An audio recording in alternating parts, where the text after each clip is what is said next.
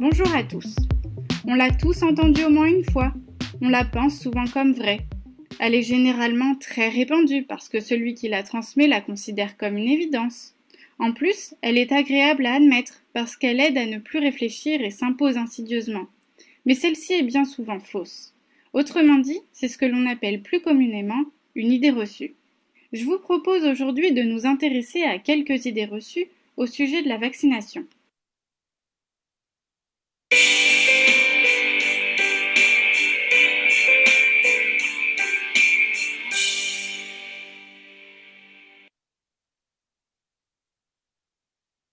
Je me suis fait vacciner début avril. Je pensais que j'étais protégé. En fait, mi-avril, j'ai eu la maladie. La vaccination n'est pas efficace. Faux! Pourquoi la vaccination est efficace? Eh bien, même s'il est possible de contracter la maladie, malgré la vaccination, les complications de celle-ci seront nettement diminuées. De plus, la vaccination permet de réduire la contagiosité de la maladie, ce qui diminuera le risque de transmission. Par exemple, le programme de vaccination contre la rougeole de l'UNICEF a permis d'éviter 23,2 millions de décès infantiles dans le monde entre 2000 et 2018. De plus, l'OMS estime que 2 à 3 millions de vies sont sauvées chaque année grâce à la vaccination. Elle contribue à faire reculer, voire disparaître des maladies aux conséquences dramatiques dans de nombreuses régions du monde. La vaccination est aujourd'hui un des plus grands succès de la médecine et représente le moyen le plus efficace pour se protéger contre certaines maladies.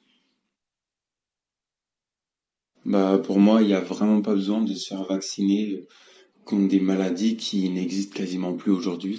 Faux! Pourquoi se faire vacciner contre des maladies qui ont presque disparu? La vaccination permet de lutter contre la résurgence de ces maladies.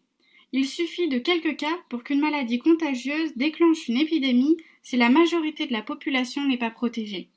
En effet, la plupart des microbes à l'origine de ces maladies existent toujours dans le monde et restent un danger pour les personnes non protégées par la vaccination.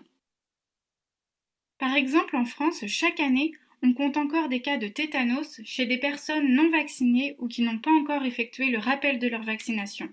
Des flambées de rougeole liées à un manque de vaccination dans les années 90 se sont produites dans des populations en Europe, en France, en Allemagne, ainsi qu'aux États-Unis d'Amérique.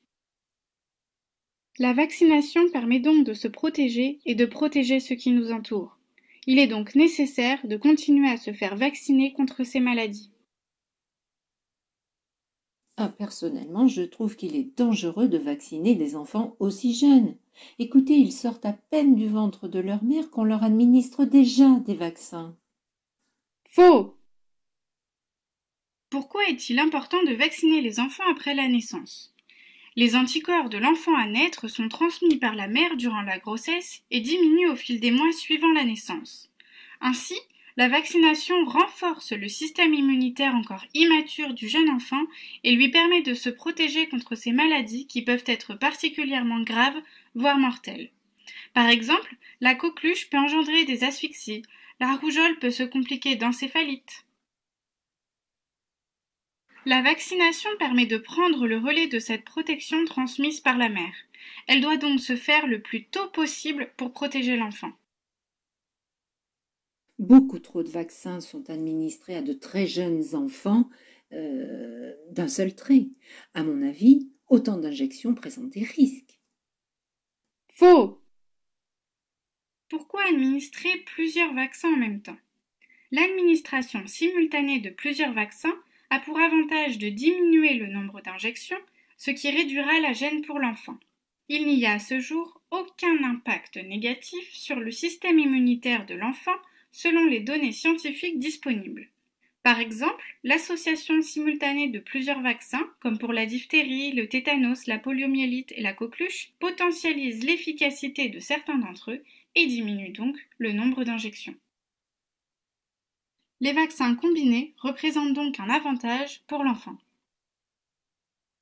Merci d'avoir visionné cette vidéo. Une deuxième vidéo est disponible si vous souhaitez poursuivre sur ce même thème. Pour en savoir plus, n'hésitez pas à consulter le site Vaccination Info Service qui pourra répondre à vos questions. Et surtout, n'oubliez pas, Se vacciner, c'est se protéger et protéger votre entourage.